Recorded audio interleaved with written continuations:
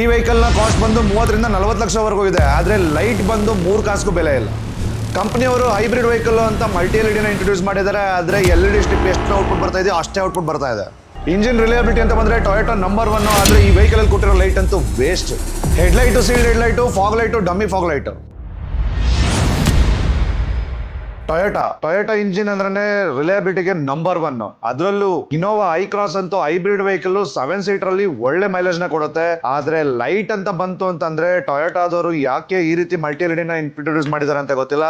ಈ ಲೈಟ್ಸ್ ನ ಇಟ್ಕೊಂಡು ನೀವು ಯಾವುದೇ ರೀತಿ ಔಟ್ಪುಟ್ ನ ಎಕ್ಸ್ಪೆಕ್ಟ್ ಮಾಡೋದಕ್ಕಾಗಲ್ಲ. ಅಂಡ್ ದೆನ್ ನಿಮ್ಗೆ ರೋಡ್ ಅಲ್ಲಿ ಒಳ್ಳೆ ವಿಸಿಬಿಲಿಟಿ ಸಹ ಸಿಗಲ್ಲ. ಸೊ ಇವತ್ತೊಂದು ಇನೋವಾ ಐ ಕ್ರಾಸ್ ಬಂದು ಸೀಲ್ಡ್ ಹೆಡ್ ಲೈಟ್ ಮತ್ತೆ ಫಾಗ್ ಲೈಟ್ ಬಂದು ಒಂದು ಡಮ್ಮಿ ಫಾಗ್ ಲೈಟ್ ಅಂತ ಹೇಳ್ಬೋದು ಅದನ್ನ. ಸೊ ಸೀಲ್ಡ್ ಹೆಡ್ ಲೈಟ್ ಕೊಟ್ಟಿದ್ರಿಂದ ತುಂಬಾ ಕಸ್ಟಮರ್ಸ್ ಯೋಚನೆ ಮಾಡ್ತಾ ಇರ್ತಾರೆ, ಸೀಲ್ಡ್ ಹೆಡ್ ಲೈಟ್ ಇದೆ ಏನ್ ಮಾಡೋದು, ಬಲ್ಬ್ ಕೊಟ್ಟಿದ್ರೆ ನಾವು ಚೇಂಜ್ ಮಾಡಬಹುದಿತ್ತು, ಆದ್ರೆ ಬಲ್ಬ್ ಇಲ್ವಲ್ಲ, ಆಪ್ಷನ್ ಇಲ್ವಲ್ಲ, ಇದರಲ್ಲಿ ಏನ್ ಮಾಡೋದು ಅಂತ ಟೆನ್ಷನ್ ಬೇಡ. ಯಾಕೆ ಅಂತಂದ್ರೆ ಇವತ್ತೊಂದು ಇನೋವಾ ಐ ಕ್ರಾಸ್ ಅಲ್ಲಿ ನಾವು ಹೆಡ್ ಲೈಟ್ ಪ್ರೊಜೆಕ್ಟರ್ ಇನ್ಸ್ಟಾಲೇಷನ್ ಮಾಡಿದ್ವಿ. ಅದುವೇ ಜಿನೋಮ್ ಅವರ 1.5 ಇಂಚ್ ಕ್ಯೂಬ್ ಪ್ರೊಜೆಕ್ಟರ್ ಇನ್ಸ್ಟಾಲೇಷನ್ ಮಾಡಿದ್ವಿ. ನಿಮ್ಮ ಓಲ್ಡ್ ಹೆಡ್ ಲೈಟ್ ಯಾವ ತರ ಇರುತ್ತೆ ಅಂತಂದ್ರೆ ಮಲ್ಟಿ LED ಅಂತ ಕೊಟ್ಟಿರ್ತಾರೆ. ಸೊ LED ಯಾವ ತರ ಇರುತ್ತೆ ಅಂತಂದ್ರೆ LED ಸ್ಟ್ರಿಪ್ ನ ನೋಡಿರ್ತೀರಲ್ಲ ನೀವು, ಆ ತರ ಒಂದೊಂದು ಸ್ಟ್ರಿಪ್ ಇರುತ್ತೆ. ಸೊ ಟೋಟಲ್ 4 ಕಂಪಾರ್ಟ್ಮೆಂಟ್ ಇರುತ್ತೆ ಒಂದು ಹೆಡ್ ಲೈಟ್ ಅಲ್ಲಿ. ನಿಮ್ಗೆ 4 ಸ್ಟ್ರಿಪ್ ನ ಕೊಟ್ಟಿರ್ತಾರೆ. ಈ LED ಸ್ಟ್ರಿಪ್ ನಿಮ್ಮ ಈ ರಿಫ್ಲೆಕ್ಟರ್ ಅಲ್ಲಿ ಬಿದ್ದು ನಿಮ್ಗೆ ಔಟ್ಪುಟ್ ಬರುವಂತದ್ದು. ಸೊ ಈ LED ಸ್ಟ್ರಿಪ್ ಅಲ್ಲಿ ನಿಮ್ಗೆ ಯಾವುದೇ ಪವರ್ ನ ನೀವು ಎಕ್ಸ್ಪೆಕ್ಟ್ ಮಾಡೋದಕ್ಕಾಗಲ್ಲ. ಅದಕ್ಕೋಸ್ಕರ ಇವತ್ತು ನಾವು ಈ ವೆಹಿಕಲ್ ಅಲ್ಲಿ ಜಿನೋಮ್ ಅವರ 1.5 ಇಂಚ್ ಕ್ಯೂಬ್ ಪ್ರೊಜೆಕ್ಟರ್ ಇನ್ಸ್ಟಾಲೇಷನ್ ಮಾಡ್ತಾ ಇದೀವಿ. ಸೊ ಈ ಕ್ಯೂಬ್ ಪ್ರೊಜೆಕ್ಟರ್ಸ್ ಬಂದು 1.5 ಇಂಚ್ ಸ್ಕ್ವೇರ್ ಅಲ್ಲಿ ಬರುತ್ತೆ, ವಿತ್ DRL ಸಹ ಜೊತೆಯಲ್ಲಿ ಬರುತ್ತೆ. ಈಚ್ ಹೆಡ್ ಲೈಟ್ ಅಲ್ಲಿ ನಿಮ್ಗೆ 4 ಪ್ರೊಜೆಕ್ಟರ್ ಇನ್ಸ್ಟಾಲೇಷನ್ ಮಾಡಬೇಕು. ಅಂದ್ರೆ ಟೋಟಲ್ ಈಗ ನಾವು 4 ಸೆಟ್ ಇದರಲ್ಲಿ ಪ್ರೊಜೆಕ್ಟರ್ ಇನ್ಸ್ಟಾಲೇಷನ್ ಮಾಡ್ತಾ ಇದೀವಿ.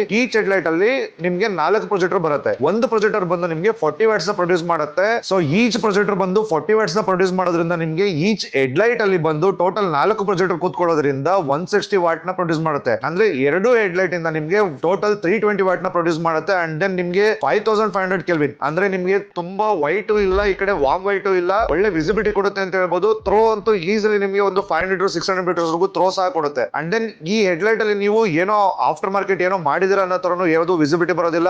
ಒಳ್ಳೆ ಲುಕ್ ಸಹ ಎನ್ಹಾನ್ಸ್ ಆಗುತ್ತೆ ಫ್ರಂಟ್ ಅಲ್ಲಿ. ಇನ್ನು ಈ ಪ್ರೊಜೆಕ್ಟರ್ ನಿಮ್ಗೆ 18 ಮಂತ್ಸ್ ವ್ಯಾರಂಟಿ ಸಹ ಪ್ರೊವೈಡ್ ಮಾಡ್ತಾ ಇದೀವಿ. ಇದರಲ್ಲಿ ನಿಮ್ಗೆ ಬ್ಲೂ HD ಲೆನ್ಸ್ ನ ಯೂಸ್ ಮಾಡಿದ್ದು ಯಾವುದೇ ರೀತಿ ಹೀಟ್ ನ ಪ್ರೊಡ್ಯೂಸ್ ಮಾಡೋದಿಲ್ಲ. ಯಾಕಂದ್ರೆ ಪ್ರತಿಯೊಂದು ಪ್ರೊಜೆಕ್ಟರ್ ಇನ್ಬಿಲ್ಟ್ ಫ್ಯಾನ್ ಸಹ ಕೊಟ್ಟಿರ್ತಾರೆ. ಅಂಡ್ ದೆನ್ ನಿಮಗೆ ಕಂಪನಿಯಿಂದ ಕೊಟ್ಟಿರುವಂತ 0 1 2 3 ಏನ್ ಹೆಡ್ ಲೈಟ್ ಹೈಟ್ ಅಡ್ಜಸ್ಟ್ಮೆಂಟ್ ನ ಕೊಟ್ಟಿರ್ತಾರೆ ಅದು ಸಹ ನಿಮ್ಗೆ ಪ್ರಾಪರ್ ಆಗಿ ಅದೇ ರೀತಿ ವರ್ಕ್ ಆಗುತ್ತೆ. ಇನ್ನು ಫಿಟ್ಮೆಂಟ್ ಅಂತ ಬಂದ್ರೆ ನೀವು ಯಾವುದೇ ರೀತಿ ಟೆನ್ಷನ್ ತಗೊಳ್ಳೋದು ಬೇಕಾಗಿಲ್ಲ. ಯಾಕಂತಂದ್ರೆ ಜಿನೋಮ್ ಬ್ರ್ಯಾಂಡ್ ಇಂದಾನೆ ಟೆಕ್ನಿಷಿಯನ್ ಬಂದು ಇನ್ಸ್ಟಾಲೇಷನ್ ಮಾಡೋದ್ರಿಂದ ನಿಮ್ಗೆ ಯಾವುದೇ ರೀತಿ ಪ್ರಾಬ್ಲಮ್ ಆಗೋದಿಲ್ಲ ಅಂತ ಹೇಳ್ಬೋದು. ಅಂಡ್ ದೆನ್ ಈ ಹೆಡ್ ಲೈಟ್ ಪ್ರೊಜೆಕ್ಟರ್ಸ್ ನ ನಿಮ್ದು ಯಾವುದೇ ಬ್ರ್ಯಾಂಡ್ ವೆಹಿಕಲ್ ಆಗಿರ್ಲಿ ಸೀಲ್ಡ್ ಹೆಡ್ ಲೈಟ್ ಇತ್ತು ಅಂತಂದ್ರೆ ಅದಕ್ಕೆ ಸೊಲ್ಯೂಷನ್ ನಾವು ತಗೊಂಡ್ ಬಂದಿದೀವಿ. ಅದರಲ್ಲೇ ಪ್ರೊಜೆಕ್ಟರ್ ನ ಇನ್ಸ್ಟಾಲೇಷನ್ ಮಾಡಬಹುದು. ಆಕ್ಸಿಲ್ ಲೈಟ್ ಅಂತ ಹೋದಾಗ ನಿಮ್ಗೆ ಫೈನ್ ಕಟ್ಟೋ ಚಾನ್ಸಸ್ ಇರುತ್ತೆ, ಮತ್ತೆ ಫ್ರಂಟ್ ಲುಕ್ ಸಹ ಹಾಳಾಗುತ್ತೆ. ಬಟ್ ಅದೇ ಹೆಡ್ ಲೈಟ್ ಅಲ್ಲಿ ನಾವು ಪ್ರೊಜೆಕ್ಟರ್ ಇನ್ಸ್ಟಾಲೇಷನ್ ಮಾಡ್ತು ಅಂತ ಅಂದಾಗ ನಿಮ್ಗೆ ಯಾವುದೇ ರೀತಿ ಫೈನ್ ಆಗ್ಲಿ ಅಂಡ್ ದೆನ್ ಯಾವುದೇ ರೀತಿ ನಾವು ಆಲ್ಟ್ರೇಷನ್ ಮಾಡಿರೋ ತರ ನಿಮ್ಗೆ ವಿಸಿಬಿಲಿಟಿ ಬರೋದಿಲ್ಲ. ಸೊ ನಿಮ್ಮ ವೆಹಿಕಲ್ ಗೂ ಇದೇ ರೀತಿ ಹೆಡ್ ಲೈಟ್ ಪ್ರೊಜೆಕ್ಟರ್ ನ ಅಪ್ಗ್ರೇಡೇಷನ್ ಮಾಡ್ಕೊಳ್ಳಿ. ಒಳ್ಳೆ ವಿಸಿಬಿಲಿಟಿ ಸಿಕ್ತು ಅಂತಂದ್ರೆ ನೀವು ಸಹ ಸೇಫ್ ಆಗಿ ಡ್ರೈವ್ ಮಾಡಬಹುದು. And then I Bhim low Bhim ನ ಪ್ರಾಪರ್ ಆಗಿ ಯೂಸ್ ಮಾಡಿ ಆಪೋಸಿಟ್ ಅವ್ರಿಗೂ ತೊಂದರೆ ಕೊಡದೆ ನೀವು ಸಹ ಸೇಫ್ ಆಗಿ ಡ್ರೈವ್ ಮಾಡಿ. Cheers guys.